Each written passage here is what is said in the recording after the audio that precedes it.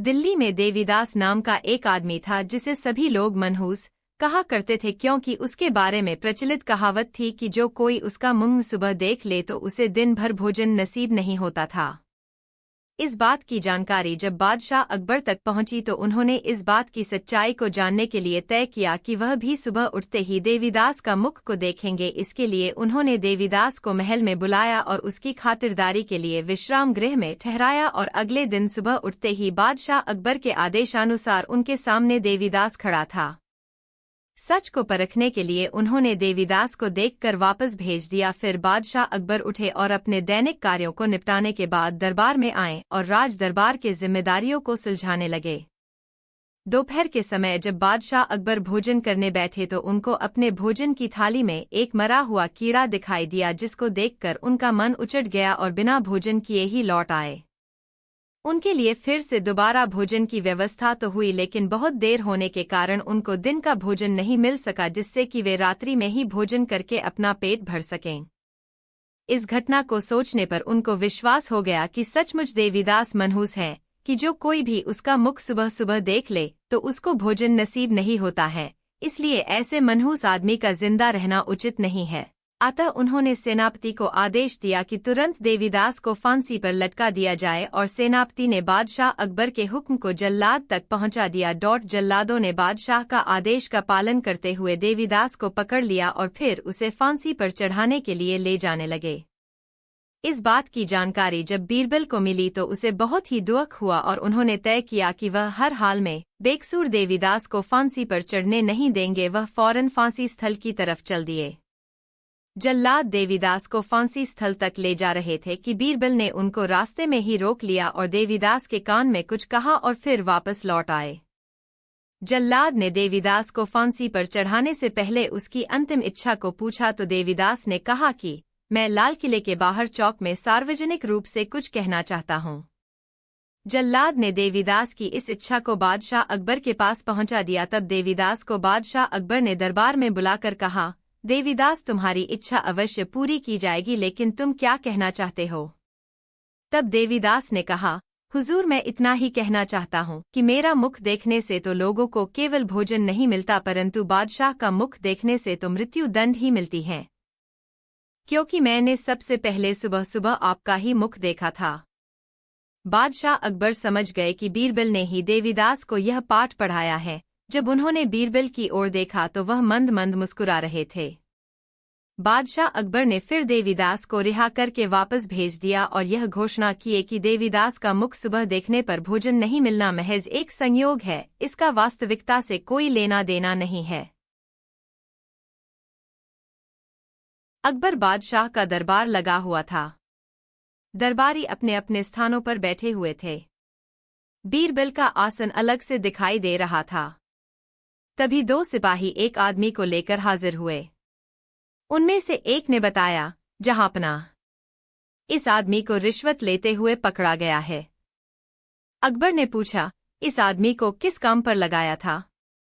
जहांपनाह, यह अनाज के गोदाम में काम करता है, सिपाही बताया। बादशाह अकबर ने उसे हवालात में बंद करने का आदेश दिया और बीरबल से बोले, बीरबल, तुम्हारी क्या राय है? क्या इंसान को उसका पद भ्रष्टाचारी बना देता है? बीरबल ने निवेदन किया, जहांपनाह, मैं ऐसा नहीं समझता। मेरा विचार है कि भ्रष्टाचारी इंसान चाहे किसी भी पद पर हो, वह रिश्वत लेने का रास्ता निकाल ही लेता है। तभी एक दरबारी ने खड़े होकर कहा, गुस्ताखी माफ हो जहांपनाह, मैं बीरबल की इस बात से सहमत नहीं हूं। ऐसे सैकड़ों काम हैं जहांपनाह जिन्हें करते हुए रिश्वत लेना संभव नहीं है। बीरबल ने उस दरबारी से पूछा, पर एक आध नाम तो बताइए, वह कौन सा काम है? दरबारी बोला, जैसे जहांपनाह जिसे गिरफ्तार किया गया है उसे यमुना के किनारे बैठकर लहरें गिनने का काम सौंप दीजिए। मेरा दावा है इस काम को करते हुए वह एक दमड़ी की भी रिश्वत नहीं ले सकेगा। इस पर बीरबल ने कहा, जहांपनाह, कोई भ्रष्ट कर्मचारी सुधर जाए तो अच्छा ही है, किंतु मुझे नहीं लगता यह तरकीब कुछ काम करेगी। दरबारी ने जोर देते हुए कहा, जरूर काम करेगी, आजमा कर तो देखिए। बादशाह अकबर ने पूरी बात ध्यान से सुनी और उस कर्मचारी को नए काम पर लगा दिया। वह कर्मचारी सुबह से शाम तक यमुना के किनारे पर बैठा रहता और यमुना में उठने वाली लहरों की गिनती करता रहता। धीरे धीरे 1 सप्ताह बीत गया। एक दिन दरबारी ने बीरबल से पूछा, बीरबल 7 दिन हो गए हैं, अब तक उस आदमी के बारे में कोई शिकायत नहीं मिली। बीरबल ने धीरे से हाँ कहा और चुप हो गए, किंतु उन्हें विश्वास नहीं था कि वह आदमी सुधर गया होगा। उन्होंने बादशाह से निवेदन किया, जहांपना, क्यों न वहां चलकर खुद देखा जाए। अकबर ने कहा, हाँ बीरबल, कल सुबह हम वहां खुद जाएंगे। दूसरे दिन बीरबल और बादशाह अकबर ने व्यापारी का वेश बनाया। उन्होंने एक नाव ली और यमुना के किनारे पर चल दिए। वह कर्मचारी यमुना के किनारे बैठकर अपने रजिस्टर में कुछ लिख रहा था। तभी बीरबल की नाव किनारे के पास पहुंची। कर्मचारी वहीं से चिल्लाया, ऐ तुम लोग क्या कर रहे हो? व्यापारी बने हुए बीरबल ने कहा, भैया हम अपनी नाव चला रहे हैं, आपको कोई परेशानी हुई क्या? वह आदमी वहीं से चिल्लाया, क्या तुम्हें पता नहीं है कि बादशाह सलामत ने मुझे यमुना की लहरों का हिसाब रखने के लिए नियुक्त किया है? तुमने मेरा सारा हिसाब गड़बड़ कर दिया, तुम्हें इसकी सजा मिलेगी। बीरबल बोले, सचमुच हमसे भूल हो गई है, हम माफी मांगते हैं। कर्मचारी बोला, मैं ऐसे माफ नहीं कर सकता। हाँ अगर तुम लोग 50 अशर्फिया दो तो माफ कर सकता हूं। यह तो बहुत ज्यादा है भैया, कुछ तो कम करो। बीरबल बोले, नहीं इससे कम पर समझौता नहीं हो सकता। कर्मचारी बोला। तभी व्यापारी के कपड़े में बादशाह अकबर वहां आ गए। उन्होंने वहीं से कहा, नहीं हम 50 की जगह 100 देंगे, लेकिन अशर्फिया नहीं, 100 कोड़े। कर्मचारी ने ध्यान से व्यापारी की तरफ देखा। अब उसे अपनी भूल का पता चला। वह बादशाह के पैरों में गिर पड़ा और बोला, माफ करें जहांपना, मैं आपको पहचान न सका। बादशाह ने बीरबल की ओर देखा और कहा, तुम ठीक कहते थे बीरबल, कोई भी काम हो भ्रष्ट अफसर उसमें पैसा ऐंठने का मौका निकाल ही लेते हैं। जी जहांपनाह, आप ठीक कहते हैं, बीरबल ने धीरे से कहा और चुप हो गए। एक दिन बीरबल और दिल्ली के एक काजी में धार्मिक वाद विवाद हो गया। बीरबल ने अपने बुद्धिबल से उन्हें बुरी तरह परास्त किया। काजी जी अपने इस अपमान का बदला बीरबल से लेना चाहते थे। इसी दुर्भावना से प्रेरित होकर काजी ने दिल्ली शहर छोड़ दिया और कहीं दूर जाकर बहुरूपिये का स्वांग सीखने लगा। जब वह इस हुनर में कुशल हो गया तो भेष बदलकर फिर दिल्ली आया। शहर में कई जगह उसने अपनी कला का प्रदर्शन किया। इस प्रकार उसकी शोहरत इतनी बढ़ गई कि अकबर के कानों तक बात जा पहुंची। बादशाह भी शौकीन थे, वे हर किस्म के हुनर की कद्र करते थे। उनकी भी बहुरूपिये का करतब देखने की इच्छा हुई। बस अब सोचना क्या था, वहां तो हुक्म की देर थी। बादशाह की आज्ञा पाकर सेवक गया और बहुरूपिये को बुला लाया। बहुरूपिया दरबार में आया और बड़े अदब से बादशाह को सलाम किया। फिर अन्य दरबारियों को सलाम करके वह एक तरफ खड़ा हो गया। बादशाह ने उसको अपना नया स्वांग दिखाने का हुक्म दिया। बहुरूपिये ने निवेदन किया, जहांपना, मैं शेर का स्वांग बहुत बढ़िया कर सकता हूं, लेकिन इसमें किसी के जख्मी हो जाने की संभावना रहती है। संभव है कि जख्मी व्यक्ति मर भी जाए, इसलिए ऐसे में मुझे एक खून की माफी मिलनी चाहिए। बादशाह ने बिना सोचे विचारे इसकी मंजूरी दे दी। बहुरूपिये ने दूसरे दिन स्वांग दिखाने को कहकर यह भी निवेदन किया कि प्रदर्शन के समय बीरबल का उपस्थित रहना आवश्यक है। बीरबल वहीं बैठे थे। बहुरूपिये की बातों से उन्हें कुछ शक हो गया, क्योंकि पहले तो उसने एक खून की माफी के लिए बादशाह को वचनबद्ध कर दिया, फिर उसने उनका उपस्थित रहना आवश्यक बताया। आखिर इसका क्या रहस्य है? इसी उधेड़-बुन में उनके मन में कई तर्क वितर्क उत्पन्न हुए। बीरबल साहसी और बहादुर थे। वह परिस्थितियों से कभी नहीं डरते थे। कठिन से कठिन अवसरों का मुकाबला करने में उनका जीवन व्यतीत हो रहा था। वह अपनी अक्ल से काम लेते थे। दूसरे दिन उन्होंने सतर्कता और सावधानी बरतने के साथ साथ दरबार में जाने से पहले कवच आदि धारण कर लिया। दरबार में बहुरूपिया शेर का स्वांग बनाकर उछलता कूदता और लोगों को डराता हुआ अपनी कला का प्रदर्शन करने लगा। बादशाह तथा सभी दरबारी यह देखकर अत्यंत प्रसन्न और विस्मित हुए। थोड़ी देर तक इसी तरह उछल-कूद करने के बाद बहुरूपिया शेर बीरबल के ऊपर झपटा और एक ही हमले में उनका काम तमाम करने का प्रयत्न किया। लेकिन शेर के इस आक्रमण से बचकर बीरबल ने किसी गुप्त अस्त्र से उस पर ऐसा प्रहार किया कि उसका सिर चकरा गया।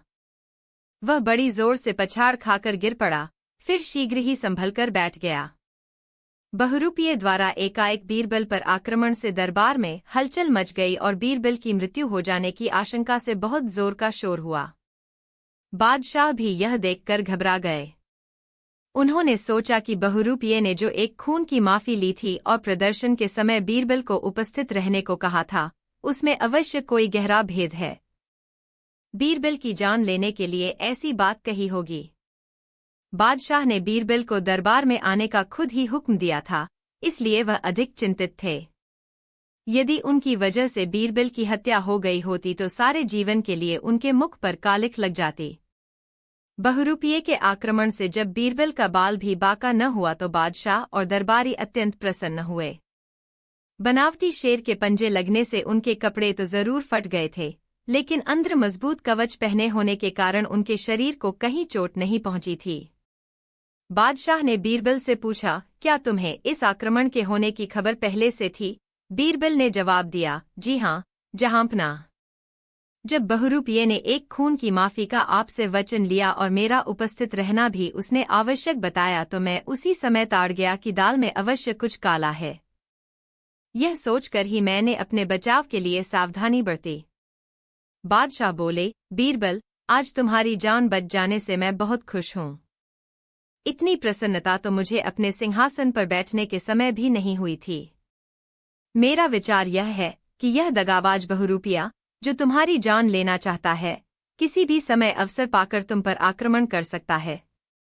इसलिए मैं चाहता हूं कि इसको अभी सूली पर चढ़वाकर इसका काम तमाम करवा दूं, लेकिन ऐसा करने में मेरा यश नहीं होगा। क्या कोई ऐसी तरकीब भी है जिससे सांप भी मर जाए और लाठी भी न टूटे? जहांपना, यह कौन सी बड़ी बात है? अभी इसका बंदोबस्त हो जाएगा, बीरबल ने सहज भाव से कहा। बादशाह ने पूछा, कैसे? बस देखते जाइए। इतना कहकर उन्होंने बहुरूपिये को संबोधित करते हुए कहा, तुम्हारी कला तो बहुत अच्छी है।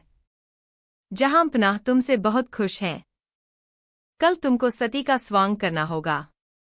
यदि इसमें तुम्हें सफलता मिली तो बहुत सा इनाम दिया जाएगा। बादशाह ने पूछा, इसने पहले जो स्वांग दिखाया है, उसका क्या इनाम दिया जाना चाहिए? बीरबल ने उत्तर दिया, जहांपनाह, इसके लिए इसे साल भर के लिए दीवान का पद दिया जाना चाहिए। लेकिन शर्त यह है कि सती का स्वांग दिखाने में सफल हो जाए तब। यदि यह सफल न हुआ तो इसे फांसी की सजा मिलनी चाहिए।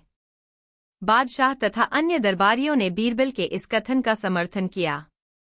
दीवान की पदवी प्राप्त होने के लोभ में बहुरूपिया फूला न समाया, लेकिन बीरबल की शर्त से घबरा उठा। अब वह करे तो क्या करे? वह समझ गया कि बीरबल ने बदला लेने के लिए ही ऐसा किया है। वह यह भी जानता था कि सती के स्वांग में जान का जोखिम है। यदि वह ऐसा नहीं कर पाया तो उसे फांसी मिलेगी। लाचार होकर उसने दूसरे दिन सती का स्वांग दिखाने का वायदा कर लिया। इधर बीरबल ने एक कुंड तैयार कराया, जिसमें लकड़ी और कोयला जला दिया गया। तत्काल उपचार के लिए चिकित्सकों का भी इंतजाम कर दिया। दूसरे दिन निश्चित समय पर सभी दरबारी तथा दर्शकगण एकत्रित हुए। बीरबल के ऊपर आक्रमण करने वाले बहुरूपिये की बादशाह भी प्रतीक्षा कर रहे थे। सभी मन ही मन अत्यंत प्रसन्न हो रहे थे कि आज एक दगाबाज बहुरूपिये को अपनी करनी का फल मिलेगा। बहुरूपिया सती के भेष में उपस्थित हुआ। उसकी वेशभूषा सचमुच बड़ी लुभावनी थी। सती के भेष की स्वाभाविकता का तो कहना ही क्या था। यही उसकी सबसे बड़ी खूबी थी। कुंड को देखते ही वह दहल उठा। उसके मन में तरह तरह की भावनाएं जाग उठीं। पहले तो उसने सोचा कि सारा भेद खोल दे, पर वह ऐसा नहीं कर सका। अंततः उसे कुंड में जाकर बैठना ही पड़ा। किसी तरह वह कुछ पल उसमें रहा, लेकिन इतनी ही देर में उसका शरीर झुलस गया। जब बीरबल ने उसकी यह दुर्दशा देखी तो उनका कोमल हृदय पिघल गया। यद्यपि वह उनका जानी दुश्मन था, फिर भी उसका दुख उनसे नहीं देखा गया। तत्काल ही उन्होंने सेवकों को आज्ञा देकर उसे कुंड से निकलवा लिया। चारों तरफ बीरबल की वाहवाह होने लगी। बीरबल धन्य है इत्यादि नारों से आकाशमंडल गूंज उठा। बीरबल की उदारता से बहुरूपिये के दिल में उनके प्रति श्रद्धा उत्पन्न हो गई। वह अपने कुकृत्य पर पछताने लगा। जब बहुरूपिया बिल्कुल स्वस्थ हो गया तो एक दिन भरे दरबार में उपस्थित हुआ। अपना पूर्व परिचय देते हुए उसने कहा, मैं वही काजी हूँ जो बीरबल से वाद विवाद में हार गया था। इसी कारण मेरे दिल में बुरी भावनाएं पैदा हो गई थीं। मैंने इनकी हत्या करने की कोशिश की, लेकिन मुझे अब उनकी बुद्धिमत्ता व उदारता का ज्ञान हो गया है और मैं अपने उस बैर को बिल्कुल भूल गया हूँ। यह कहकर वह बहुरूपिया बीरबल के पैरों में पड़ गया और उनसे क्षमायाचना करने लगा। बीरबल ने गदगद होकर उसे अपने गले से लगा लिया। सभी दरबारी यह दृश्य देखकर दंग रह गए। इस तरह बीरबल और काजी का मनमुटाव बिल्कुल दूर हो गया।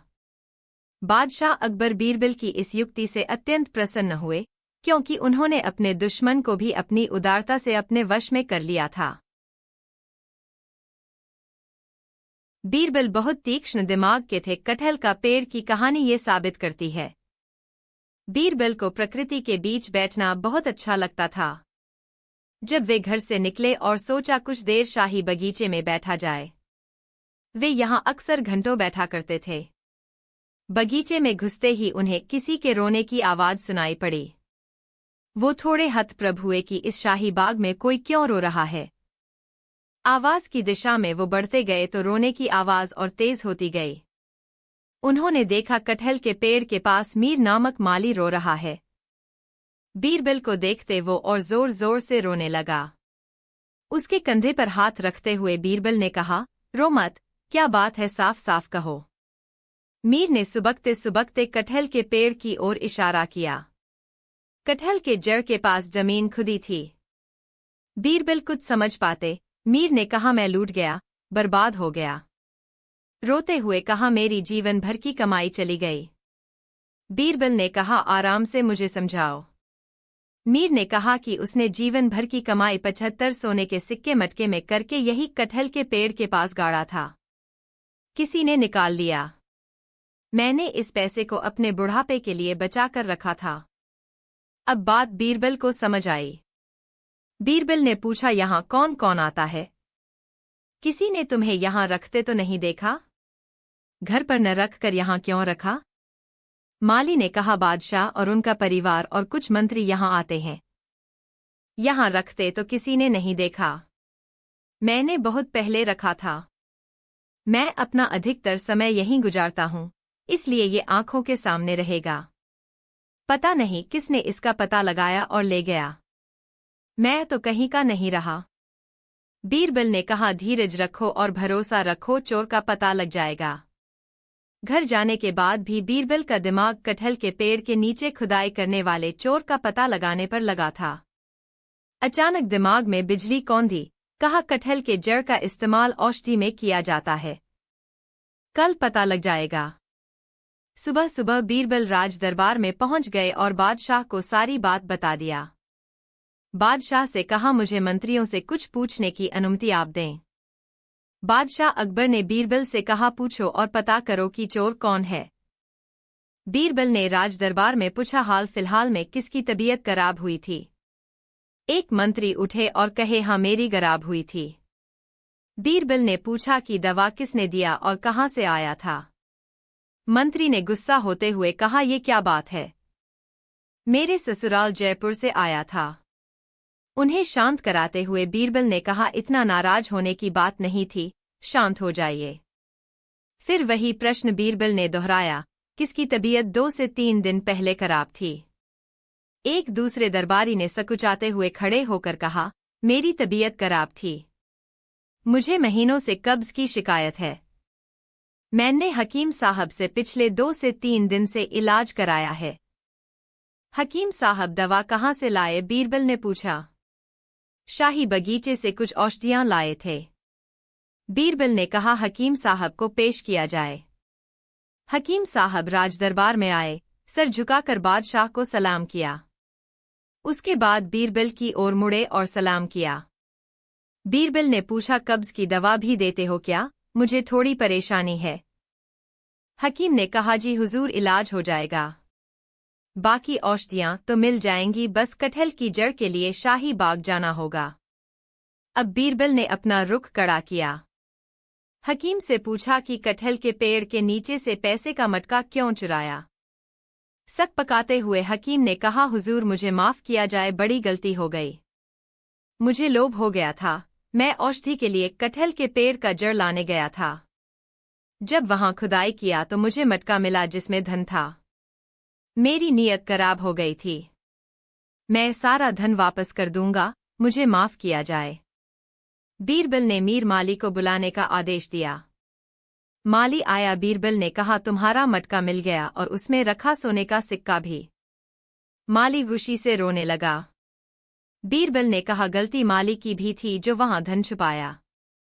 इसलिए माली को 70 सिक्के दिए जाए और 5 सिक्के हकीम को उसकी ईमानदारी के लिए दिए जाए। सभा में बैठे सभी लोगों ने बीरबल के दिमाग की भूरी भूरी प्रशंसा की।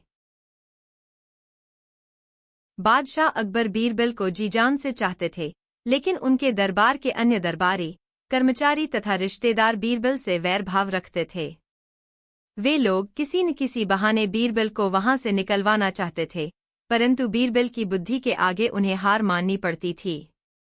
काफी कोशिश करने के बाद बीरबल के विरोधियों ने जब यह समझ लिया कि इस तरह से उनको हटाना असंभव है, तब उन सबने मिलकर बेगम के भाई को राजी किया। उसे भड़काया और कहा आप जैसे कुशल व्यक्ति के रहते अकबर बादशाह एक हिंदू को अपना प्रधानमंत्री बनाएं, इसमें सबसे ज्यादा आपका ही अपमान है। यह कहकर तथा खूब सिखा पढ़ाकर उसे बेगम के पास भेजा। बेगम के भाई ने मंत्री पद प्राप्ति की लालसा से अपनी बहन के पास जाकर बीरबल की बहुत निंदा की और अकबर बादशाह का दिल बीरबल के विरुद्ध भर देने का भरपूर प्रयत्न करने को कहा। बेगम अपने भाई के कथन को नहीं टाल सकीं। उन्होंने यह बात अकबर बादशाह से कही, पर बादशाह ने सुनी अनसुनी कर दी। बेगम ने जब यह देखा कि साधारण तरीके से अकबर बादशाह की मति नहीं पलट सकती, तो उन्होंने अपने स्त्री सुलभ शस्त्रों को व्यवहार में लाने का निश्चय किया। दूसरे दिन रात को जब अकबर बादशाह महल में आए, रोजाना की तरह न तो बेगम ने उनका स्वागत ही किया और न ही कुछ बोली। अकबर बादशाह ने बेगम की बेरुखी का कारण समझ लिया, पर अनजान बनकर इस नाराजगी का कारण पूछने लगे।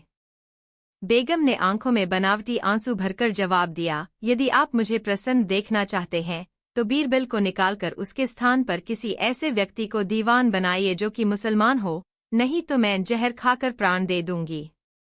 बेगम का निशाना अकबर बादशाह पर सही बैठा। वह घबरा गए। कुछ देर चुप रहने के बाद वह बेगम से बोले, बिना किसी अपराध के बीरबल को निकाल देने से जनता में असंतोष फैल जाएगा। तुम कोई ऐसा उपाय बताओ जिससे बीरबल अपराधी साबित हो जाए। ऐसा होते ही वह स्वयं ही पद छोड़कर कहीं चला जाएगा, क्योंकि वह बहुत स्वाभिमानी है। बेगम को अकबर बादशाह की बातों से ढाढ़स बंधा। वह कोई उपाय सोचने लगीं।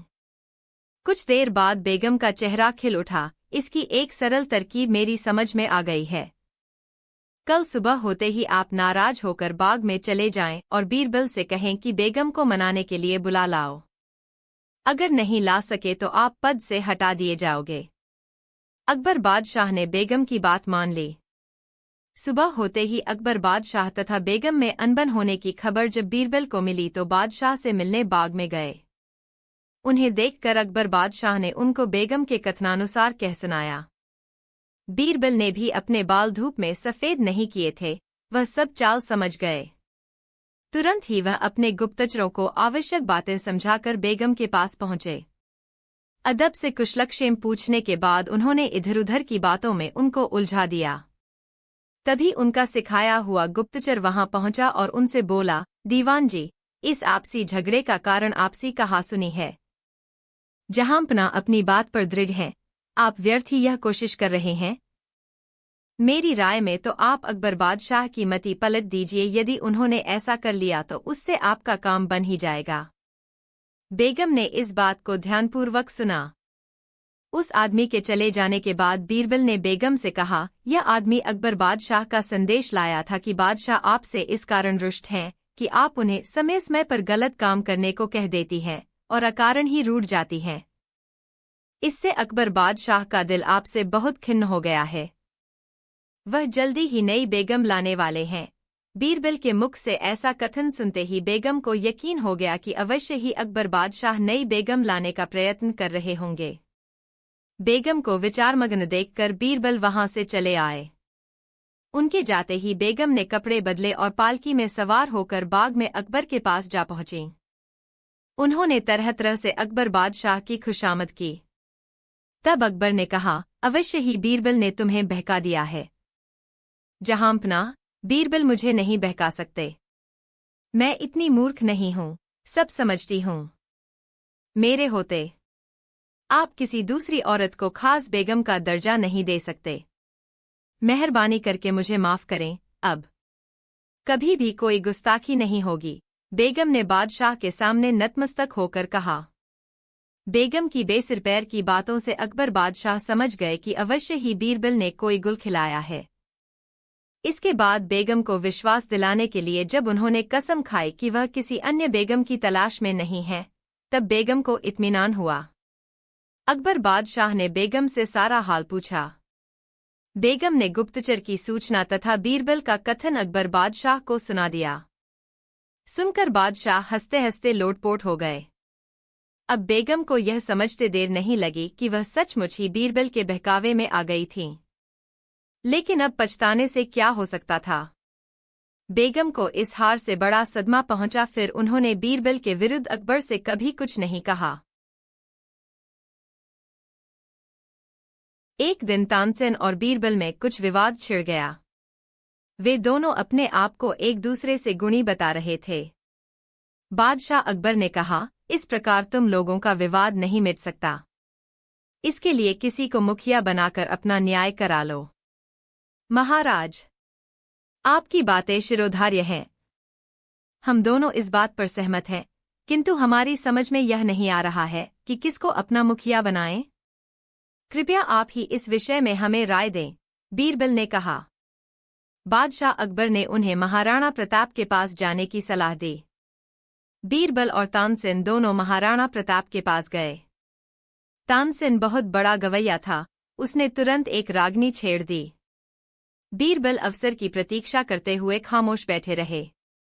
जब उन्होंने देखा कि तानसेन अपनी गायन विद्या से राणा को मोहित करके बाजी मार लेना चाहता है, तो वे जल्दी से बोले, माननीय राणा जी, हम दोनों एक साथ शाही दरबार से चलकर आपके पास आए हैं और रास्ते में एक एक मिन्नत मांग चुके हैं।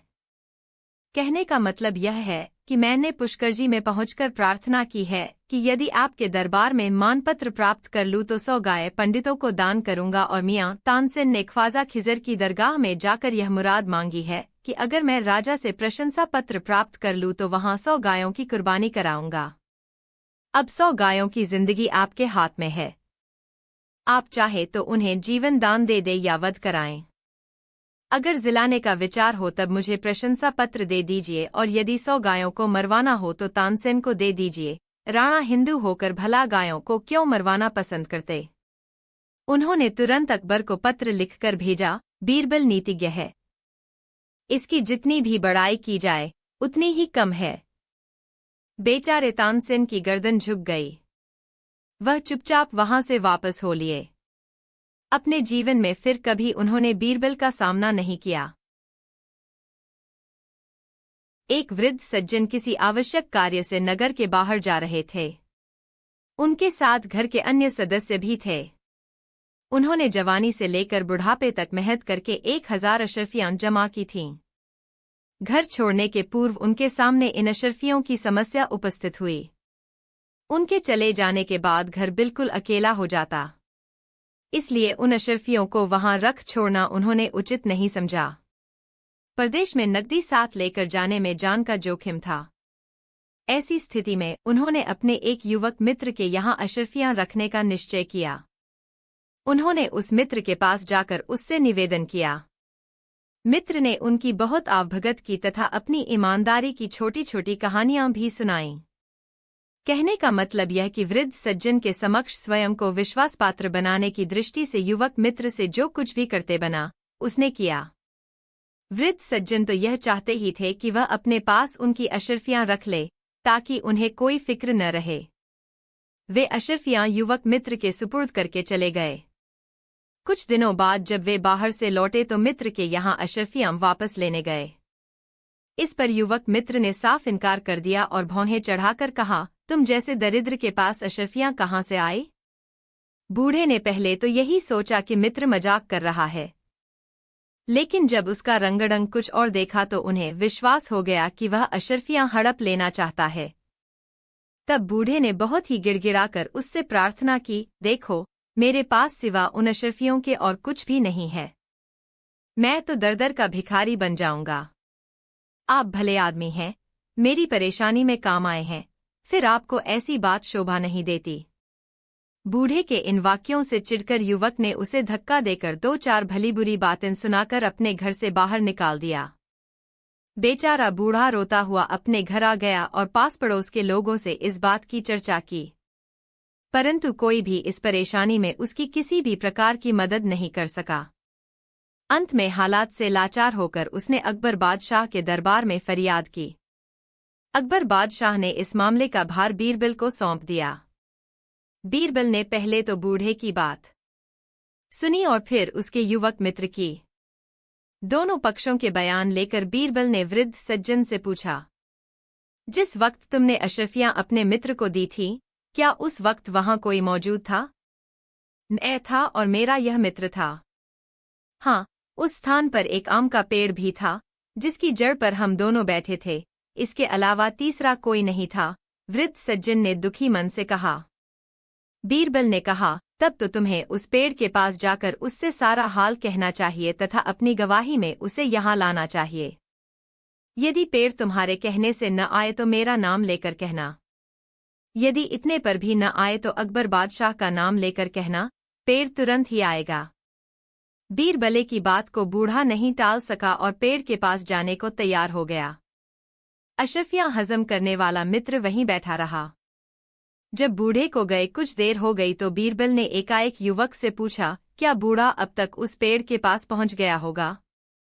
युवक ने अधिकारपूर्वक जवाब दिया, अभी नहीं, क्योंकि वहां जाने का मार्ग बहुत कंकरीली पथरीली धरती तथा झाड़ियों से युक्त है, इसलिए देर हो जाना स्वाभाविक है। यह सुनकर बीरबल समझ गया कि अवश्य ही इसके पास अशर्फियां हैं। फिर भी बीरबल अपनी पुस्तक के पृष्ठ बराबर पलटते रहे। कुछ देर बाद बूढ़ा वापस आया। उसके मुख पर निराशा छाई हुई थी। आते ही उसने बीरबल से विनती की, दीवान साहब, मैंने उस पेड़ से आपका, यहाँ तक कि अकबर बादशाह का नाम लेकर कई बार प्रार्थना की कि चल मेरी गवाही दे, लेकिन वह अपनी जगह से हिला तक नहीं और न ही उसने कोई जवाब दिया। तब बीरबल ने बूढ़े को बताया, जैसे ही तुम उसके पास पहुंचे, अपनी प्रार्थना उसे सुनाई तथा मेरा नाम उसे बताया, वैसे ही वह यहाँ आ गया और मुझे सारा हाल बता गया। युवक, जो शुरू से अंत तक उन्हीं के पास बैठा था, आश्चर्य से पूछ बैठा, महाराज, पेड़ यहाँ कब आया था? यदि आता तो मैं भी देखता। बीरबल बोले, यह तो निश्चय ही है कि उस पेड़ के पास तुमने इस बूढ़े सज्जन से अशर्फियां ली हैं, क्योंकि ऐसा न होता तो तुम कैसे स्वीकार कर लेते कि पेड़ अभी दूर है, रास्ता भी ठीक नहीं है। इन सब बातों से स्पष्ट है कि अवश्य ही तुम उस पेड़ से परिचित थे और वह स्थान तुम्हें मालूम था। यदि ऐसा नहीं होता तो तुम उसी वक्त आश्चर्य से कहते, कौन सा पेड़, तुमने जरूर अशर्फियां ली हैं।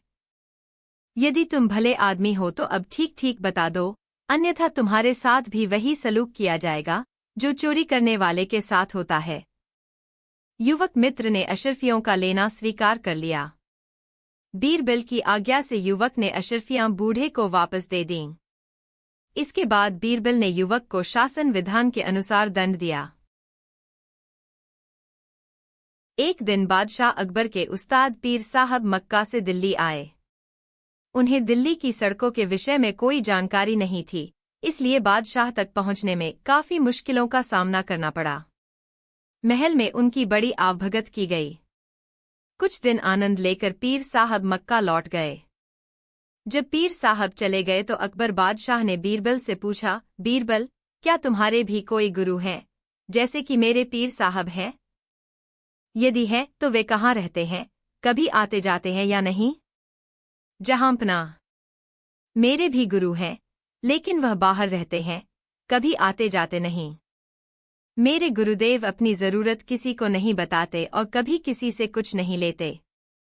रुपए पैसे का उन्हें कोई लोभ नहीं है, बीरबल ने जवाब दिया। यह सुनकर बीरबल के गुरु के प्रति अकबर बादशाह के मन में श्रद्धा उत्पन्न हुई। उन्होंने बीरबल से अपने गुरु से मिलवाने का आग्रह किया। अकबर बादशाह से बातें करके बीरबल महल से बाहर निकल आए। रास्ते में उन्होंने देखा कि एक बूढ़ा लकड़हारा लकड़ियों का एक गट्ठर अपने सिर पर रखे चला आ रहा है। वह सुबह से शाम तक इधर उधर भटका, पर किसी ने भी उसे उचित मूल्य देकर वह गट्ठर नहीं खरीदा।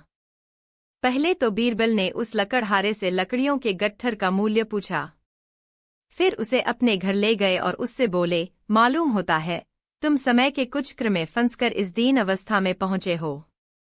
बीरबल ने उसे अच्छे साफ सुथरे वस्त्रों और काली जटा इत्यादि से युक्त ब्राह्मण साधु बना दिया। उसके हाथ में रुद्राक्ष की माला दे दी। फिर एक बड़े मंदिर के पीछे मृगचर्म के आसन पर बैठाकर उससे बोले, तुमसे मिलने बड़े बड़े अमीर उमराव आएंगे, पर उनसे तुम बिल्कुल मत बोलना।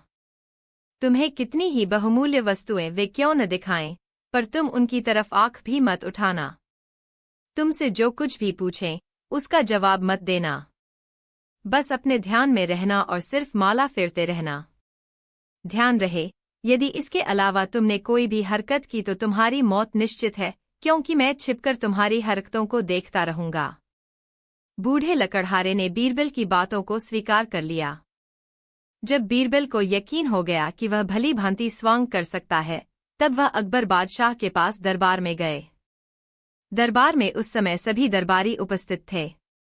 बीरबल ने अकबर बादशाह को अपने गुरु के आने की शुभ सूचना दी और कहा, महाराज, पहले तो गुरुदेव ने दर्शन देने से इनकार कर दिया, पर मेरी खुशामद करने पर वह पधारे हैं और मंदिर के पिछले हिस्से में आसन जमाए हुए हैं। उन्होंने आप लोगों को भी दर्शन देना स्वीकार कर लिया है, लेकिन मुझे साथ आने को मना किया है। यदि मैं हट करके जाऊंगा तो हो सकता है वह मुझे श्राप दे दें। अब आप अन्य लोगों के साथ उनके दर्शन करने के लिए जा सकते हैं। अकबर बादशाह के साथ सभी दरबारी गुरुदेव के दर्शन करने के लिए गए। अकबर बादशाह ने गुरुदेव के सामने जाकर सादर मस्तक झुकाया और उनसे पूछा, गुरुजी, अपना निवास स्थान तथा शुभ नाम इस दास को भी बताने की कृपा करें। गुरुदेव भी किसी ऐसे वैसे के चेले नहीं थे। अकबर बादशाह की बातें सुनी करके वह अपने ध्यान में ही मग्न रहे। अकबर बादशाह फिर बोले, भगवन, मैं सारे हिंदुस्तान का बादशाह हूँ और आपकी प्रत्येक इच्छा पूर्ण करने में समर्थ हूँ। आप कृपा करके एक बार मेरी ओर नजर उठाकर देख ले तो मैं अपने आप को धन्य समझेंगा। इस पर भी जब गुरुदेव ने ध्यान नहीं दिया तो अकबर बादशाह ने 10,000 रुपये मूल्य का कड़ा, जिसे वह हाथ में पहने हुए थे, उतारकर गुरुदेव के चरणों में यह सोचकर रख दिया कि लालच में आकर शायद कुछ आशीर्वाद दें।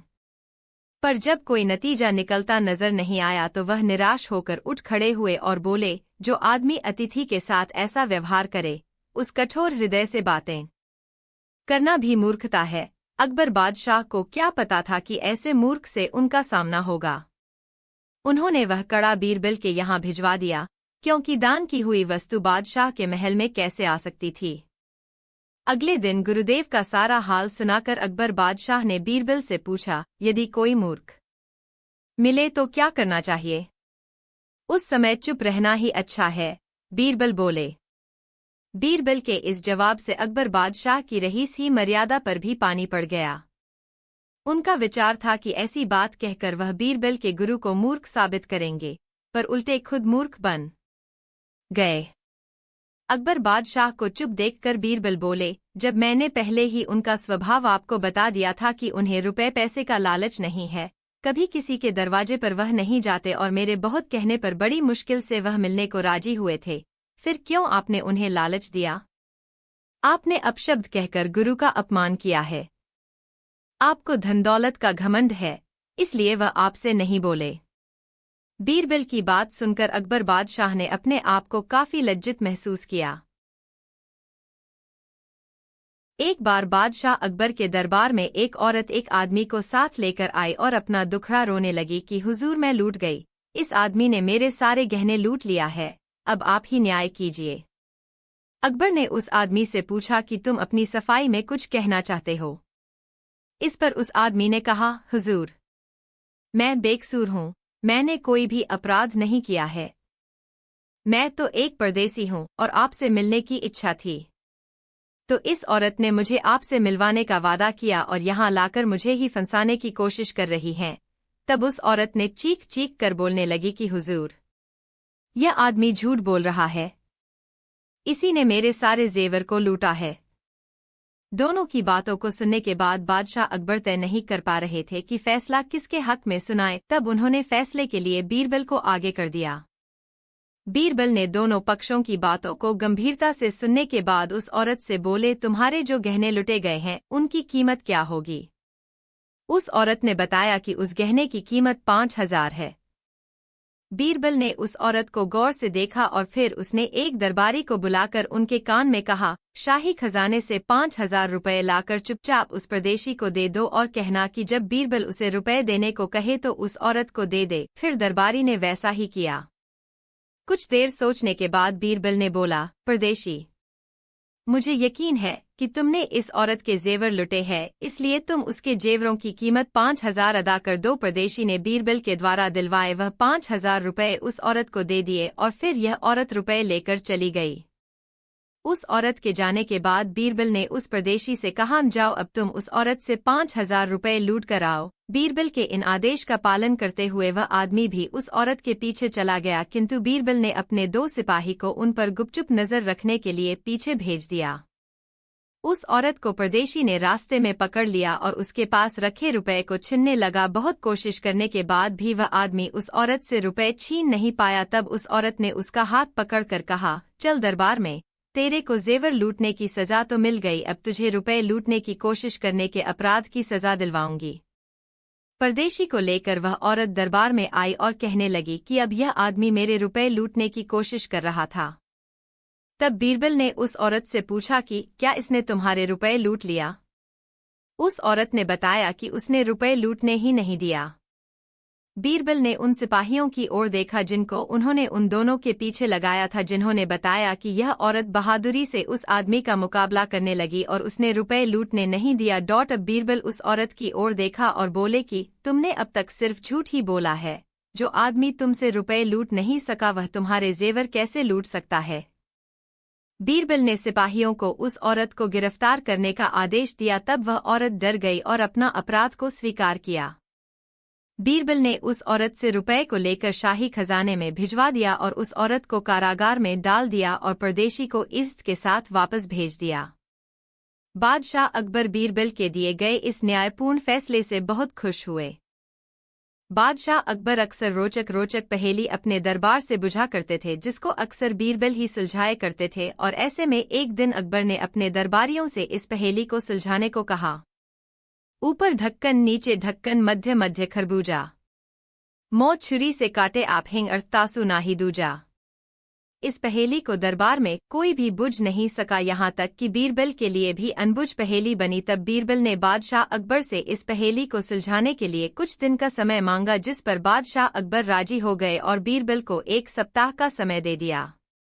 इस पहेली को सुलझाने के लिए बीरबल चल दिए और शाम को चलते चलते थक गए तो आराम करने इरादे से एक कुटिया में प्रवेश किया तो वहां एक लड़की खाना बना रही थी। तब बीरबल ने उस लड़की से पूछा, बेटी क्या कर रही हो?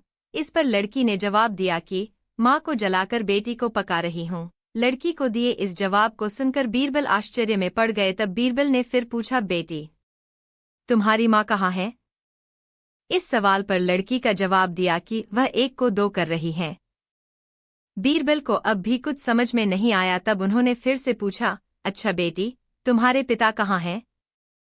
इस पर लड़की बोली, वे मिट्टी को मिट्टी में मिलाने गए हैं। बीरबल समझ गए कि यह लड़की बहुत बुद्धिमान है, इसकी हर बातों में गूढ़ अर्थ छिपा हुआ है। इसी दौरान लड़की के माता पिता भी आ गए, जिन्होंने घर आए बीरबल का आदर सत्कार किया और आने का कारण पूछा। इस पर बीरबल ने सब कुछ बता दिया और लड़की के द्वारा दिए गए जवाबों का अर्थ जानने की इच्छा को भी जाहिर किया। इस पर लड़की के पिता ने हंसते हुए जवाब दिया कि मेरी पुत्री बहुत ही बुद्धिमान है, मैं उसके द्वारा सभी जवाबों का अर्थ बताता हूँ। आपके पहले सवाल का जवाब है कि वह अरहर की दाल को उसी की लकड़ियों को जलाकर पका रही थी। आपके दूसरे सवाल का जवाब है कि इसकी माँ पड़ोस में मूंग को दाल दलने गई थी, और तीसरे सवाल का जवाब मैं किसी का क्रियाकर्म करने गया था। बीरबल को लड़की की बुद्धिमत्ता पर बहुत अचरज हुआ। तब उन्होंने बादशाह अकबर के द्वारा पूछी गई पहेली का हल लड़की से पूछने का सोचा, क्योंकि उनको उम्मीद थी कि वह लड़की उस पहेली को अवश्य सुलझा देगी। फिर बीरबल ने उस लड़की से उस पहेली को पूछा तो उसने जवाब दिया, यह धरती और आकाश दो ढक्कन की तरह है और मनुष्य खरबूजों की भांति है, जो कि इन दोनों के मध्य यानी कि धरती और आकाश के नीचे रहता है और अपना समय पूरा करके मृत्यु को पाता है। बीरबल को पहेली का हल मिल गया। तब वह वापस लौट आया और दरबार में पहुंचकर बादशाह अकबर को पहेली का सुलझाते हुए उसका अर्थ बता दिया। अपनी पहेली का जवाब सुनकर बादशाह अकबर बहुत ही खुश हुए और उन्होंने बीरबल को बहुत सारा इनाम दिया, किंतु बीरबल ने वह सारा इनाम उसके असली हकदार यानी कि उस लड़की को पहुंचा दिया। एक दिन एक व्यक्ति किसी की सिफारिशी चिट्ठी लेकर दरबार में नौकरी मांगने आया। बादशाह ने उसे चुंगी अधिकारी बना दिया।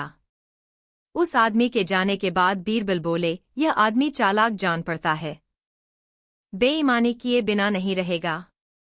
थोड़े ही समय के बाद अकबर बादशाह के पास उस आदमी की शिकायतें आने लगी कि रिश्वत लेता है। अकबर बादशाह ने उसका तबादला घुड़साल में कर दिया, जहां किसी प्रकार की बेईमानी का मौका न था। मुंशी ने वहां भी रिश्वत लेना आरंभ कर दिया। उसने साइसों से कहा कि तुम घोड़ों को दाना कम खिलाते हो, मैं बादशाह से शिकायत करूंगा। इस प्रकार मुंशी प्रत्येक घोड़े के हिसाब से 1 रुपया लेने लगा। अकबर बादशाह को जब इस बात का पता चला तो उन्होंने उसे यमुना की निगरानी का काम दे दिया।